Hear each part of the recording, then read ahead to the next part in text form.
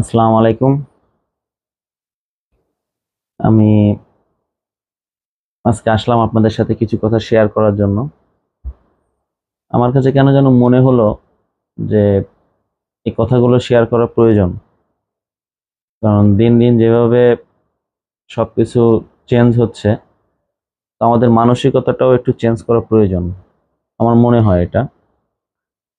আমি আসলে ব্যক্তিগত বা ব্যক্তিত্ব নিয়ে বলতে চাচ্ছি না। আহ, আমি আপনাদের মতামত চাচ্ছি আর কি, যে আমার কথা শোনার পরে বা আমি যে কথাগুলো আপনাদের সাথে শেয়ার করব, আসলে কি মানে আমি এইভাবে চিন্তা করতে পারি কিনা বা এইভাবে চিন্তা করাটা উচিত কিনা। আহ, আসলে বর্তমান দেশের পরিস্থিতি বা বাজারের পরিস্থিতি যদি আমি ধরি, সেই ক্ষেত্রে আমার কিছু কথা থাকে যে আমরা আসলে নিম্নবিত্ত, মধ্যবিত্ত, উচ্চবিত্ত এইভাবে আমাদের সমাজের অনেক জায়গায় আমরা নিজেদেরকে ভাগ করে থাকি। তো একটা পর্যায়ে আমরা সবাই মনে করি যারা নিম্নবিত্ত তাদের হয়তো অনেক কষ্ট হয় বর্তমান বাজারের প্রেক্ষাপটে, তাদের চলতে, থাকতে, বসবাস করতে, খাওয়া দাওয়া করতে অনেক কষ্ট হয়। আর যারা মধ্যবিত্ত তারা হয়তো কোনোভাবে এদিক ওদিক করে চালিয়ে নেয়, মানে তাদেরটা চলে যায়। নিম্নবিত্ত চলতে কষ্ট হয়, মধ্যবিত্ত চালাইতে কোনো রকম চলে যায়, উচ্চবিত্ত যাতে তাদের তো দৌড়ায়। কিন্তু আমার হচ্ছে এখানে একটু সমস্যা আছে। মানে আমি এটা মানতে পারি না। কেন মানতে পারি না? আপনি আহ, আপনারা একটা জিনিস চিন্তা করে দেখেন। আমি আপনাদেরকে তাহলে একটা জিনিস উদাহরণ দিয়ে একটু বোঝানোর চেষ্টা করি। ধরেন নিম্নবিত্তর একটা ফ্যামিলিতে 5 জন মেম্বার আছে বা 4 জন মেম্বার আছে, 4 জন। মধ্যবিত্ত একটা ফ্যামিলিতেও 4 জন মেম্বার আছে। একজন দুজন থাকতে পারে বেশি, নিম্নবিত্তও থাকতে পারে, মধ্যবিত্তও থাকতে পারে। তো নিম্নবিত্ত আর মধ্যবিত্তর ভিতরে আমি আহ, তাদের মাসিক যে ইনকামটা, আমি সেটা আনার একটু চেষ্টা করি। ধরেন যে নিম্নবিত্ত, সেখানে একজন পুরুষ লোক, একজন মহিলা, দুজন স্বামী স্ত্রী, তাদের একটা ছেলে একটা মেয়ে। আপাতত এদেরকে নিয়েই কথা বলি। তো ধরেন এরা ঢাকা শহরের মতো জায়গায় থাকে। তো সেখানে পুরুষ লোক যিনি, উনি যদি ঢাকা শহরে রিক্সা চালায়, তো ওনার প্রতিদিন মিনিমাম খরচ খরচা বাদ দিয়ে 500 টাকা থাকবে ঢাকা শহরের মতো জায়গায় বর্তমান পরিস্থিতিতে। এটা আমার সাথে আপনারা যারা ঢাকা শহরে লাইভ লিড করেন অথবা যাদের ঢাকা শহর সম্বন্ধে ধারণা আছে, তারা হয়তো এটা আমার একটা কথাই বুঝতে পারবেন। আর অনেকে হয়তো বলবেন যে না আরো বেশি, কিন্তু আমি কমিয়ে ধরছি। 500 টাকা হয়তো বা তার খরচ খরচা বাদ দিয়ে থাকে। তাহলে যদি তার প্রতিদিন 500 টাকা থাকে, সে মাসে 30 দিন যদি সে রিক্সা চালায়, যেহেতু তার কাজটাই হচ্ছে রিক্সা চালানো, তাহলে হচ্ছে সে 15,000 টাকা তার মাসে, তার খরচ খরচা বাদ দিয়ে তার ইনকাম। এদিকে যে মহিলা যার কথা বললাম যে তার রিক্সাওয়ালার ওয়াইফ বা তার স্ত্রী বা তার বউ, উনি ঢাকা শহরের মতো জায়গায় যেখানে অনেক আভিজাত্য লোকেদের কাজের লোকের প্রয়োজন হয়, তো উনি মনে করেন 4টা বাসায় বা 5টা বাসায় কাজ করে। তো এখন তো ঢাকা শহরে যতটুকু শুনেছি যে একটা কাজের জন্য 600 টাকা 800 টাকা এভাবে চার্জ করে তারা। অনেক জায়গায় 1000 1200 টাকাও চার্জ করে। তো আমি আমি সর্বনিম্ন ধরি, আমি 600 টাকাই ধরি। এখন মনে করেন সে ম্যাক্সিমাম ম্যাক্সিমাম যারা যারা আয়ার কাজ করে বা বুয়ার কাজ করে, এদের ম্যাক্সিমাম দেখবেন 90% দেখবেন এমন একটা জায়গায় তারা ঘন্টা দেড় দুই বা 2টা কাজ করে, যেখানে তারা দুপুরের খাবারটা খেতে পারে। মানে তারা দুপুর টাইমটা মনে করেন 12টা থেকে 2:30 3টা পর্যন্ত কাজ করবে। যখন আপনি আপনার বাসায় একটা মানুষ কাজ করবে দুপুরে আপনাদের খাওয়ার সময়, তখন কিন্তু আপনারা কাউকে না খাইয়ে বের হতে দিতে পারবেন না। এটা কারোর হয় না আর কি। তো আলটিমেটলি ওইখানে সে বেশি চার্জও করে, যেহেতু 3 ঘন্টা কাজ করে। আবার যেখানে 1 ঘন্টা মানে এক কাজ করে, সেখানে 600 টাকা যদি পায়, তাহলে সে যদি 5টা কাজ করে তাহলে 4 6 24। আর ওইখানে আমি ধরলাম যেহেতু সে 3 ঘন্টা কাজ করে, সে ওখানে 1000 টাকা, মানে 1000 টাকা নিল। তাহলে 4 6 আপনার 4টা জায়গায় কাজ করতেছে, যদি প্রতিটা জায়গায়, কারণ একটা কাজ করতে 1 ঘন্টার বেশি লাগে না। তো সে দিনে হচ্ছে 4 ঘন্টা 3 ঘন্টা 7 ঘন্টা, মানে সকালবেলা যদি সে বের হয়, সে দুপুর 3টার ভিতরে চলে আসতে পারে, তার আর কোনো কাজ থাকে না। তো সেই ক্ষেত্রে সে 7 ঘন্টায় হচ্ছে, ওইদিকে হচ্ছে 4 6 2400, আর এদিকে হচ্ছে 1000, মানে 3400। এটা যদি তার, আমি যদি ধরি যে এটা তার একটা কাজের 3400 টাকা করে, আপনার হচ্ছে 4টা জায়গায় 2400 আর একটা জায়গায় হচ্ছে 1000, তাহলে এদিকে হচ্ছে 3000 আর ওইদিকে হচ্ছে 2400 করে 4টা, তাহলে হচ্ছে 2000, 4 দুগুণা 8 আর হচ্ছে 4 8 32, তাহলে 8 আর 3 11, 11200 আর এদিকে হচ্ছে আপনার 3000, তাহলে 11200 আর 3000 আপনার 14000, 14200, আমি 14000 ধরলাম। তাহলে এই 14000-এর ভিতরে তার কিন্তু দুপুরের খাবারটা তার খাওয়া লাগছে না, দুপুরের খাবারের খরচটা কিন্তু তার নাই, সে কিন্তু দুপুরে খেতে পারছে। আবার অনেক বাসা যখন ভরে যায় তখন কিন্তু তাকে কোনো বাসা থেকে কিছু কিছু হয়তো নাস্তা, সে একটা দুইটা রুটি সে খেয়ে নিতে পারে, কারণ আমাদের মতো মধ্যবিত্তের মতো তো আসলে তাদের পেট হয় না, তাদের খাবার দাবার হয়তো কেউ কম কেউ বেশি খেতেই পারে। তাহলে আমি প্রথম জন ইনকাম করলো 15,000, দ্বিতীয় জন দুপুরের খাবার বাদ দিয়ে ইনকাম করলো 14,000, তাহলে 15 আর 14 29,000। এদের একটা ছেলে আছে, যে ছেলেটা মনে করেন আপনার 10-12 বছরের বয়স। ওই যে ঢাকায় কিছু লেগুনা আছে না, যে গাড়িগুলো আপনার লেগুনা টাইপের, আপনারা বুঝবেন আমার কথাটা বুঝলে। তো লেগুনা টাইপের গাড়িটাতে মনে করেন সে সকালবেলা থেকে এসে সে সন্ধ্যা পর্যন্ত বা বিকাল পর্যন্ত সে সার্ভিস দেয়। সকালবেলা ভোরের টাইমটা একটু গার্মেন্টস এর লোকজন একটু বেশি যাতায়াত করে, আবার বিকেলবেলা মনে করেন ওটা আবার টার্ন ওভার করে তারা আসে। তো যার কারণে এই দুইটা টাইমে সে খুব এফোর্ট দেয়, মানে সকাল থেকে সে সন্ধ্যা পর্যন্ত এখানে এফোর্ট দেয়। তো যেহেতু তার বয়স অল্প, সে হয়তো কন্ডাক্টারি কাজ, সে হয়তো টাকা পয়সা উঠানোর কাজ করে। তো সেই ক্ষেত্রে আমি ধরলাম তার যদি প্রতিদিন তাকে 200 টাকা করেও দেয়, তো সেই ক্ষেত্রে তার মাসিক 6000 টাকা। আর যেহেতু সে সকাল থেকে বিকাল পর্যন্ত তার কাছে থাকতেছে, একবেলা খাবার তাকে খাওয়াবেই, এটা আপনি মানবতা বোধ থাকলে এটা আপনি করবেন। তো একবেলা খাবার ছোট্ট একটা বাচ্চা 100 টাকা হলে তার হয়ে যায়, তো তার মানে তারও দুপুরে খাবার লাগতেছে না। তো সেই ক্ষেত্রে সেও 6000 টাকা ইনকাম করতেছে, তাহলে 29 আর 6 35,000 টাকা। আচ্ছা, এবার যদি আপনি চিন্তা করেন তার একটা মেয়ে আছে, মেয়ের বয়স ধরেন 15 থেকে 16। যদিও আমাদের দেশে আমরা মুখে অনেকেই বলি যে শিশু শ্রম বন্ধ করতে হবে, শিশু শ্রম বন্ধ করতে হবে, কিন্তু আমরা এইসব জায়গাটাতে শিশু শ্রম বেশি দেখি। যাই হোক, আমি তার বয়স বাড়তেও পারে কমতেও পারে, আমি 15-16 বছরের ধরলাম। তো সে মনে করেন গার্মেন্টস একটা চাকরি করে, গার্মেন্টস এখন মিনিমাম তো 8-10 হাজার টাকা স্যালারি পাওয়া যায়, ওভার টাইমের বাদ দিলাম। ওভার টাইমটা বাদ দিলাম এই জন্য, কারণ তার দুপুরের খাবার দাবার আনুষঙ্গিক খরচ টরচ দিয়ে আমি ওভার টাইমটা বাদ দিলাম। ওভার টাইমে সে 3-4 হাজার টাকা যেটা পাইতো সেটা আমি বাদ দিলাম, তাহলে 10,000 টাকা তো তার থাকে। তাহলে ওই দিকে হচ্ছে 6,000, 29 আর 6 35 আর 10 45,000। তাহলে এবার আসেন তাদের খরচটা, তাদের মান্থলি ইনকাম হচ্ছে 45,000। এবার আমি যদি তাদের খরচ ধরি, দুপুরে কিন্তু একটা ব্যক্তিও বাসায় এসে খাচ্ছে না, তাহলে সকাল এবং রাত্র, তো আমি 4টা ব্যক্তির 10,000 টাকা ধরলাম বাজার। আচ্ছা ঠিক আছে, আপনাদের হয়তো মনে হইতে পারে যে এই বাজারে ওরা নিম্নবিত্ত, ওদের 10,000 টাকা ধরতেছেন, আমি 15,000 টাকা ধরি, এর বেশি তো হবে না ভাই, আপনি যতই যা বলেন, এটা আমি আর মানতে পারবো না 15,000 টাকার উপরে। আচ্ছা, 15,000 টাকা হচ্ছে তাদের বাজার খরচ, আর 5,000 টাকা ধরেন তাদের যত এই যে আপনার ওষুধ পানি এদিক ওদিক যদি টুকটাক খরচ লাগে, তাহলে 20,000। আচ্ছা, তাহলে 15 আর 5 20,000। আমি আরো 5,000 টাকা ধরি যে তাদের আসলে আরো সঙ্গে কারো খরচ থাকে, তাহলে 25,000। এখন একটা ফ্যামিলির ইনকাম 45,000, তাদের খরচ হলো 25,000। তো সেই ক্ষেত্রে তারা কিন্তু ভালো লাইফ লিড করতেছে। এবং ওই যে আপনাকে আর একটা কথা বলতে ভুলে গেছিলাম, যেহেতু তারা নিম্নবিত্ত, সরকার তাদের জন্য একটা অপশন রাখছে যে তাদেরকে আবার ওই যে কার্ড দেওয়া হবে। কি কার্ড? যে তারা হচ্ছে চাউল ডাউল তেল এই অনেক কিছু, চিনি, যেগুলো তারা পায় আর কি। তো অনেক ক্ষেত্রে হয় কি যে এক ফ্যামিলি থেকে 2-3 জন পায়, তো আমি 2-3 জন ধরতেছি না, আমি একজনই ধরি, কারণ আমি আবার বেশি ধরলে আপনারা বলবেন হয়তো আমার নিম্নবিত্ত করে ক্ষোভ। আমি আসলে সেটা বলতে চাচ্ছি না, আমি জাস্ট আপনার ফ্যাক্টটা বুঝাইতে চাচ্ছি যে সে একটা কার্ড পাইলো। তাহলে এই কার্ড পাইলো, ওই যে আমি আপনাকে বললাম যে তার মাসে 15,000 টাকা খরচ হয়, এবার আপনি কিন্তু তাকে মিনিমাম 3-4 হাজার টাকা সেখান থেকেও কমাইতে পারেন। তারপর আমি কমাইলাম না, যে মানুষের এদিক ওদিক সমস্যা হইতেই পারে, রোদ বৃষ্টি ঝড় 1 দিন 2 দিন কাজ নাও যেতে পারে, ঠিক আছে আমি ধরলাম না। তো সেই ক্ষেত্রে তাদের কিন্তু 20,000 টাকা সেফ, প্লাস তারা কার্ডও পাচ্ছে, তাদের যেই আপনার চাউল ডাউল যেগুলো প্রয়োজন সেগুলোও পাচ্ছে।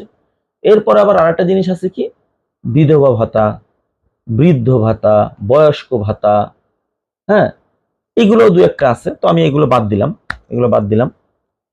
তাহলে তার 20,000 টাকা সেভ হচ্ছে। সে যদি মাসে 20,000 টাকা সেভ করতে পারে, একটা পর্যায়ে দেখা যায় কি তাদের যে গ্রামে একটা পর্যায়ে তারা আস্তে আস্তে আস্তে আস্তে আস্তে আস্তে করে কিছু টাকা জমায় জমায় জমায় জমায় তারা হয়তো জমি কিনতে পারে, অথবা আগে যে রিক্সাটা ভাড়া চালাইতো এখন সেই রিক্সাটা নিজে কিনতে পারে, অথবা একটা জায়গায় ঘর ভাড়া থাকতেছে, আস্তে আস্তে আস্তে আস্তে আস্তে 1 বছর 2 বছর 3 বছর 4 বছর করে তারা একটা ঢাকা শহরে নিজের জায়গা হোক না সেটা অনেক ভিতরে তারা একটা পর্যায়ে করতে পারে, বাসা না থাকুক তারা গ্রামে একটা টিনের ঘর উঠাইতে পারে। মানে তাদের সচ্ছলতা কিন্তু আছে। আচ্ছা, এবার আসেন মধ্যবিত্তর কাছে আসি। মধ্যবিত্ত ফ্যামিলিতে মনে করেন ঠিক তাদের মতোই ধরলাম যে 4টা ছেলে, 2টো ছেলে মেয়ে, হাজব্যান্ড ওয়াইফ আছে। অনেক ফ্যামিলিতে বাবা মা থাকে, অনেক ফ্যামিলিতে থাকে না, অনেক ফ্যামিলিতে মা থাকে বাবা থাকে। আমি একজনকে ধরি, মনে করেন বাবা আছে অথবা মা আছে, যে কোনো একজন আছে। তো এই যে 5 জনের ফ্যামিলি, মধ্যবিত্ত ফ্যামিলিতে একটা সমস্যা, সবচেয়ে বড় যে সমস্যা সেটা হচ্ছে আর্নিং মেম্বার।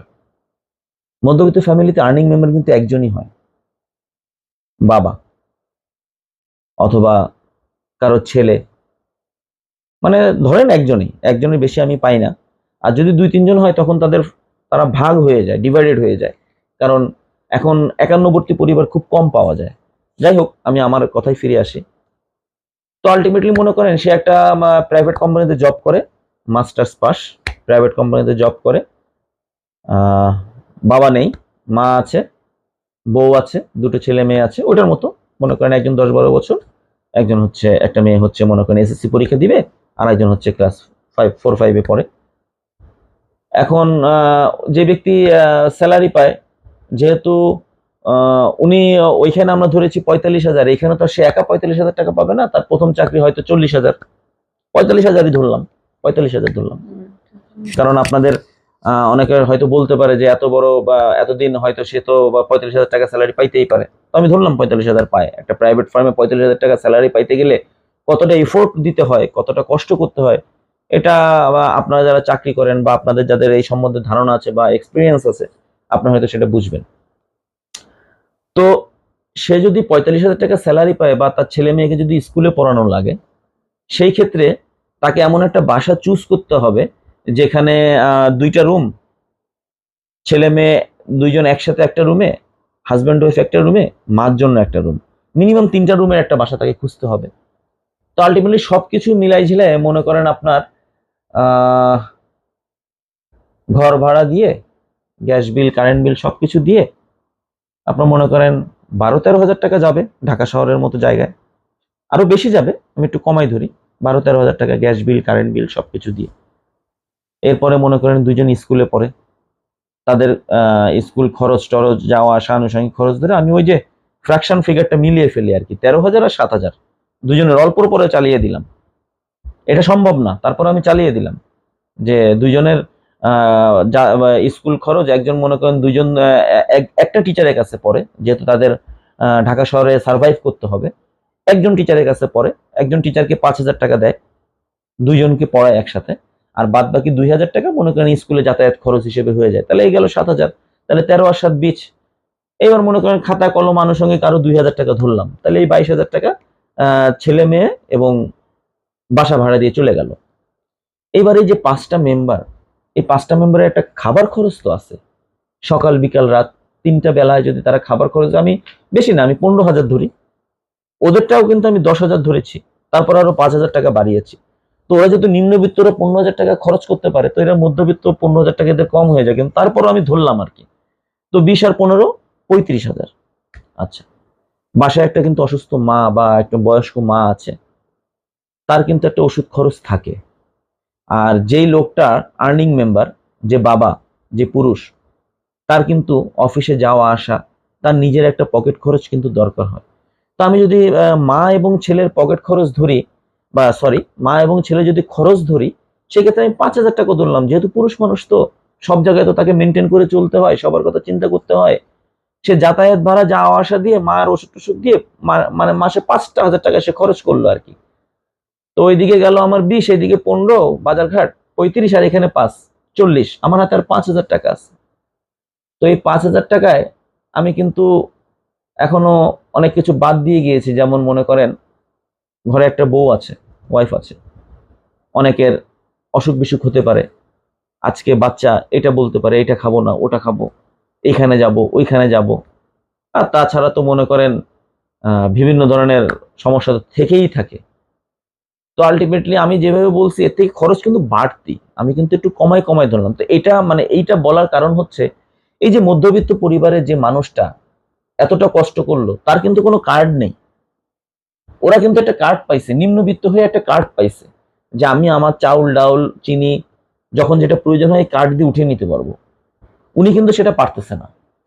ওরা কিন্তু যখন তখন যার কাছে যে হাত পাততে পারতেছে, যে আমার হাজবেন্ড আমার স্বামী আজকে অসুস্থ, রিক্সা চালাতে পারে নাই, আমাকে কয়টা টাকা দেন, বা আমার এইটা দেন, বা আমার ওইটা নাই, বা আমার এই সমস্যা। মধ্যবিত্ত ফ্যামিলির এই পুরুষটা কারো কাছে যেভাবে হাত পাততে পারছে না, কারণ কি তার প্রত্যেক মাসে কিছু না কিছু শর্ট হয়ে যাচ্ছে। প্রতি মাসে শর্ট হবে। এই বাজারে 45,000 টাকা স্যালারি দিয়ে 5 জনের সংসার খরচ, এটা শর্ট হবে, হতে হবে আপনাকে।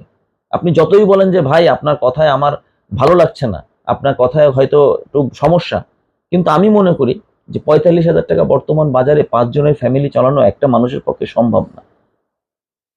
তো সেই ক্ষেত্রে ওই ব্যক্তির কার্ডও নেই, ওই ব্যক্তির এক্সট্রা আর্নিং মেম্বারও নেই। ওই ব্যক্তি কখনো যদি পড়ে যায় বা কখনো যদি সমস্যায় পড়ে, একজন দুজন কাছে হাত পাতবে, তারপরে কিন্তু সে আর কারো কাছে হাত পাততে পারবে না। কারণ ওই যে পিছনে একটা সিল মারা আছে, মধ্যবিত্ত। এখন সরকার এইসব মধ্যবিত্তের জন্য কখনো কিছু চিন্তা করে না। যখন চিন্তা করে তখন কি করে, 10 টাকা সয়াবিন তেলের দাম বাড়িয়ে দিলাম, বাংলাদেশের মতো জায়গায় একটা আলুর কেজি 55 টাকা। মানে তাদের কিন্তু খাওয়ার চিন্তা নাই, তারা কিন্তু একটা বাসা না একটা বাসায় যেভাবে হোক তারা কিন্তু খেয়ে পড়ে থাকতে পারতেছে। কিন্তু এই যে মধ্যবিত্ত ফ্যামিলি যে মানুষটা, একে তো প্রত্যেকটা জিনিস গুনে গুনে কিনতে হয়, টাকাটা হিসেব করে খরচ করতে হয়। এ তো কারো কাছে যে কার্ড পেতে পারে না, এর তো কারো এক্সট্রা আর্নিং নাই। তো সরকার যখন এই কথাটা বলে, মানে সরকার বলছে যে এই কারণে, আমরা কিন্তু কিছুদিন আগে শ্রীলঙ্কার কথা শুনেছি, আমরা কিন্তু অনেকে বলেছি যে শ্রীলঙ্কার মতো একটা দেশ দেউলিয়া হয়ে গেল। আর আজকে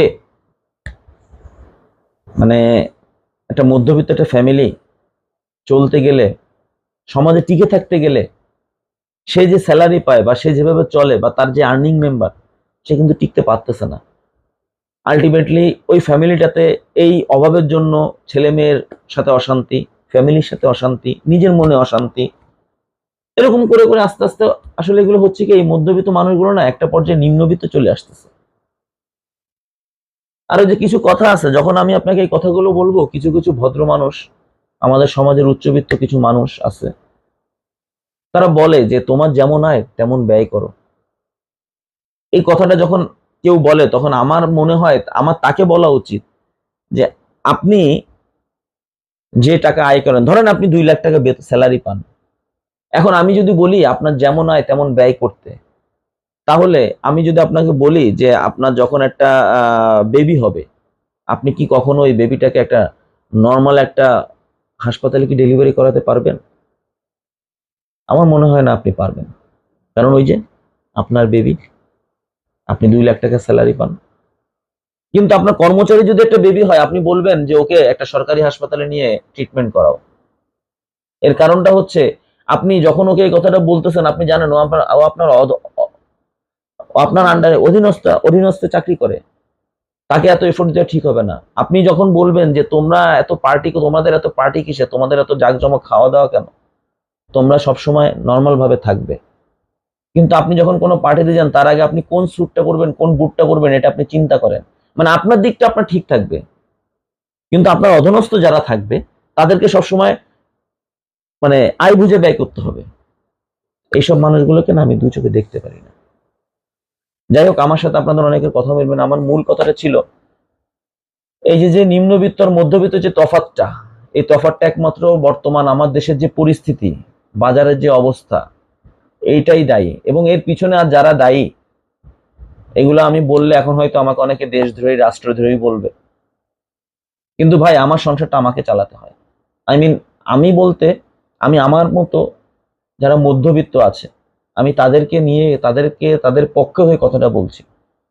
মধ্যবিত্তদেরকে মধ্যবিত্তের সংসারটা চালাইতে হয়। তো এখন যদি এই মধ্যবিত্তদেরকে যদি আপনাদের মনে হয় যে আমরা এখন একটা গণ্ডির ভিতরে আছি, যে মধ্যবিত্তরা আমরা একরকম একই রকম, তো আমাদের কিছু কিছু কাজ করা উচিত আমার মনে হয়।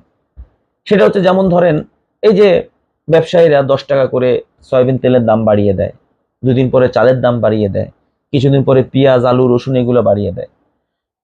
তা আপনারা করেন না, ওরকমই করেন না, ওরা যেমন বাড়ায় ঠিক তেমনই করেন না। আজকে আলুর কেজি 55 টাকা হয়েছে, আপনি 2টা আলু নিয়ে আসেন না, 2টা আলু এনে 2 দিন খান না, সমস্যা কি? দেখি না ওরা কয়দিন রাখতে পারে, গরমের ভিতরে আলু কয়দিন রাখতে পারে দেখি না। পেঁয়াজ দরকার, আপনি 1 পোয়া পেঁয়াজ নিয়ে আসেন না, করেন না, সবাই করেন না ভাই। আমাদেরকে তো একটা গ্রুপ ঠেলে আজকে এই পর্যায়ে নিয়ে আসছে, আমরাও দেখি না ওদেরকে একটু ঠেলা দিতে পারি কিনা। তরমুজে ঠেলা দিচ্ছেন না, এক ঠেলাতে তো তরমুজ শেষ। কিন্তু ক্ষতিটা অ্যাকচুয়ালি যারা অরিজিনাল ব্যবসায়ী, অরিজিনাল যারা কৃষক, ক্ষতিটা তাদের হয়েছে। যারা যারা মুনাফাখোর, যারা অতি লোভী, তারা কিন্তু প্রথম চান্সে বের করে নিয়ে গেছে। যখন অরিজিনাল তরমুজটা পাকছে তখন কিন্তু আমরা কেউ তরমুজটা খাইনি। আজকে শসার কেজি 1 টাকা। আরে ভাই, ওই ওই কৃষকটা কি দোষ করছে? আসলে আমি একা বললে পারবো না। আমি যেটা বলতে চাচ্ছিলাম, আপনার যখন পার্শ্ববর্তী কোনো ভাই কেউ যখন অসুস্থ হয়, মধ্যবিত্ত তো, আপনি হয়তো তাকে দেখতে গেলেন, হাসপাতালে দেখতে গেলেন, আমার একটা সাজেশন, আমার মনে হয় তার জন্য ফল ফ্রুট না কিনে নিয়ে যাওয়া ভালো। কারণ তার ফ্যামিলি যখন তাকে হাসপাতালে ভর্তি করাইতে পারছে, হয়তো ফল ফ্রুট কিনে, ডাক্তার যদি বলে যে ফল ফ্রুট কিনে খাইতে হবে, সে প্রয়োজনে নিজের চামড়া বিক্রি করে হলেও ফল ফ্রুট খাবে। কারণ অসুস্থ মানুষকে মানুষ কিভাবে সেবা যত্ন করে এটা নিজের না হলে বোঝা যায় না। তা আমরা হয়তো অনেক ফল ফ্রুট নিয়ে যাই। তো আমার কাছে মনে হয় পার্সোনালি, যে আমি যদি ওই ব্যক্তিটাকে, সে আমার ভাই হয়, আমার বন্ধু হয়, আমার আত্মীয় স্বজন যেই হোক, আমার উচিত, আমি যদি তাকে হাসপাতালে দেখতে যাই, আমি একটা খামে করে 4-5 হাজার টাকা যদি আমি তাকে দিতে পারি, সেটা খামের ভিতরে দিয়ে তাকে আমি পাশে বললাম, তোর জন্য একটা চিঠি রেখে গেলাম, চিঠিটা আমি চলে যাওয়ার পরে পড়িস, বা বাবা বাবা চাচা বা কাকা বা খালু, এই চিঠিটা আমি চলে যাওয়ার পরে পড়ো। তো এতে হয় কি, আমরা যদি 2-3 জন এরকম হেল্প করি, ওই মানুষটা যে খরচটা, না ওই যে বললাম মধ্যবিত্ত, তার একটা তার একটা লিমিটেড ইনকাম আছে, তো একটা পর্যায়ে ওই লোকটা কিন্তু ওখান থেকে সেফ হয়ে বেরোয় আসতে পারবে। না হলেও কিন্তু আবার সে অভাবগ্রস্ত হয়ে পড়বে, আর আমাদের কখনো দেখবে না। কারণ বিগত 5 বছরে আপনার প্রতিটা জিনিসের দাম 20 থেকে 50 গুণ বাড়ছে। যেই আলুটা আপনি 2 বছর আগে 15 টাকা কেজি খাইছেন, এখন সেটা 55 টাকা কেজি খাইতে হচ্ছে। আপনার 2 বছর আগে বেতন ছিল মনে করেন 30,000 টাকা, আপনার বাৎসরিক ইনক্রিমেন্ট হয় 2,000 টাকা করে, আপনার এই 2 বছর পরে আপনার বেতন বাড়ছে 4,000 টাকা, আনুষঙ্গিক নিয়ে আপনার আপনার বেতন বাড়ছে 5-6 হাজার টাকা, কিন্তু আপনার সমস্ত কিছু মিলে আপনার খরচ বাড়ছে 15,000 টাকা। ভাইরে, আপনি কোত্থেকে দিবেন? আর ওই যে বললাম, পুরুষ মানুষের সমস্যাটা কোথায় জানেন? পুরুষ মানুষের সমস্যা হচ্ছে সে নিজে না খেয়ে আরেকজনকে খাওয়ার। আর মধ্যবিত্ত সমস্যাটা হচ্ছে সে না খেতে পারলে সে কারো কাছে হাত পাততে পারে না। তো আমরা যদি সবাই এক হই, তো এই বাজারে যে সিন্ডিকেট, এটাও ভাঙতে পারবো। আপনার ডিম প্রতিদিন খাওয়ার দরকার, খান না, ডিম প্রতিদিনই খান, একটা ডিম 2 জনে খান, একটা ডিম 3 জনে খান, খাওয়া যায় ভাই, চেষ্টা করলে খাওয়া যায়। আপনি যদি চেষ্টা করেন, খাওয়া যায়। কিন্তু আমি যদি চেষ্টা না করি, আমার তো লাগবেই। সয়াবিন তেল কি দরকার? আমার দেশে তো সর্ষের তেল আছে, দাম বেশি, হোক না, একটু সর্ষের তেল দিয়ে খান, দেখি সয়াবিন ওয়ালারা কোত্থেকে দাম বাড়ায়। খান না, একটু চেষ্টা করেন, সব ঠিক হয়ে যাবে। শুধু আমাদের আমাদের দরকার। হতে পারে অনেকের পক্ষে বিপক্ষে কথা গিয়েছে, যদি কারোর ভালো লেগে থাকে, কারোর, আমার আরো অনেক কথা আছে, আমি প্রতিদিন হয়তো লাইভে আসবো, যদি আপনাদের কমেন্টস পাই, আপনারা যদি এটা শেয়ার করেন সবার কাছে, সবাই যদি দেখতে পারে, আমি যদি অনুপ্রাণিত হই। আমি বর্তমান প্রেক্ষাপটে আমার নিজস্ব কিছু ধ্যান ধারণা আছে, আমি নিজস্বভাবে কিছু জিনিস চিন্তা করি, সেই চিন্তাগুলো আমি আপনাদের মাঝে হয়তো শেয়ার করতে পারবো। তো আমার যদি কোনো সাজেশন দেওয়ার থাকে, আপনারা অবশ্যই দিতে পারবেন। আর আপনাদের হয়তো মনে হইতে পারে যে ভাই, আপনার কোনো চ্যানেল বা আপনার কোনো ফেসবুক নাই, যে আপনি আপনি আপনার ওয়াইফেরটা কেন আসছেন? আসলে আমার কাছে মনে হলো যে আমি আসলে সারাদিন চাকরি করার পরে আমি ওইভাবে সময় পাই না যে আমি সোশ্যাল মিডিয়াতে ইনক্লুড হব। তো বা আমি চিন্তা করলাম যে ওর যেহেতু ফ্যান ফলোয়ার বেশি, আমি যদি এই কথাগুলো আপনাদের মধ্যে শেয়ার করি, হয়তো আমাদের কিছুটা চেঞ্জ হবে, কিছুটা চেঞ্জ আনতে পারবো, যেহেতু ওর ফ্যান ফলোয়ার অনেক বেশি। আর আপনারা যদি একটু হেল্প করেন, তাহলে দেখা গেল এটা আরো অনেকের কাছে ছড়াই যাবে। তখন আমরা এই যে যে আমরা মধ্যবিত্ত আর নিম্নবিত্ত যেই সমস্যাটা, মানে একটা মধ্যবিত্ত যে কিভাবে কষ্টে কষ্টে দিন দিন পার করছে, এবং আমার মনে হয় কিছু কিছু মধ্যবিত্ত কার্ড দেওয়া উচিত, কিছু কিছু না, যারা মধ্যবিত্ত তাদেরকে কার্ড দেওয়া উচিত বর্তমান প্রেক্ষাপটে। এটা উচিত। হুম। যাই হোক, আরো কথা থাকবে ইনশাল্লাহ সামনে। আপনারা যদি অনুপ্রাণিত করেন, আমার অনেক সলিউশন আসে, আমার কাছে অনেক সাজেশন আছে, অনেক কিছু আছে যেটা আমি হয়তো আপনাদের সাথে শেয়ার করলে আপনারা জিনিসগুলো বুঝতে পারবেন। যদি আপনারা আমাকে সেভাবে সাপোর্ট করেন, আমি হয়তো আপনাদের সামনে আবার আসব, আপনাদের সাথে কথা হবে, দেখা হবে, এবং আপনাদের কমেন্টসের উত্তর দেওয়ার চেষ্টা করব। সবাই আমার জন্য দোয়া করবেন, আমার স্ত্রীর জন্য দোয়া করবেন, আমার ছেলে মেয়ের জন্য দোয়া করবেন। আর বাংলাদেশের যারা আসলে দুস্থ মানুষ আছে, নিম্নবিত্ত, মধ্যবিত্ত বলেন, উচ্চবিত্তদের কথা বলবো না, কারণ যার একটা গাড়ি তার তো দুটা গাড়ি আছে। এই গাড়ির কথা যেটা বললাম, আপনারা যদি উৎসাহ করেন, আমি এই গাড়ি নিয়েও একটা কথা বলবো ইনশাল্লাহ। তবে আজকে না, আহ, পরে আরেকদিন আমি বলবো। জাস্ট মনে করে দিবেন, বলবো। ভালো থাকবেন, সবাইকে সালাম।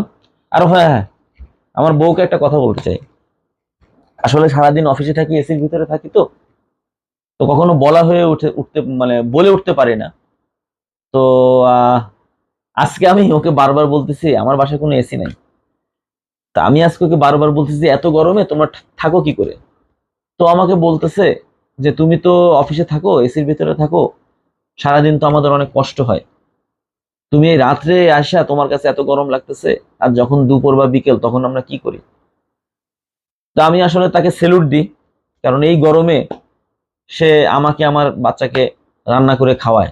কারণ রান্নাঘরে যে কি গরম, সেটা একমাত্র যে নারী বা যে স্ত্রী তার সংসারের জন্য করে, বা যে মা তার সংসারের জন্য করে, একমাত্র তারাই বুঝতে পারে। তো আমি সবাইকে সেলুট দিই, এই গরমে যে তারা আমাদেরকে এত কষ্ট করে আমাদের অফিসে যাওয়া আসা, খাওয়া দাওয়া, ছেলে মেয়ে দেখাশোনা করে। এটা আসলে তাদেরকে সেলুট দেওয়ার মতোই, তাদেরকে আমি সম্মান করি, আমার ওয়াইফকে আমি সেলুট দিই, সে এতটা কষ্ট করে আমাদের জন্য। ভালো থাকবেন, খুদা হাফেজ, আসসালামু আলাইকুম।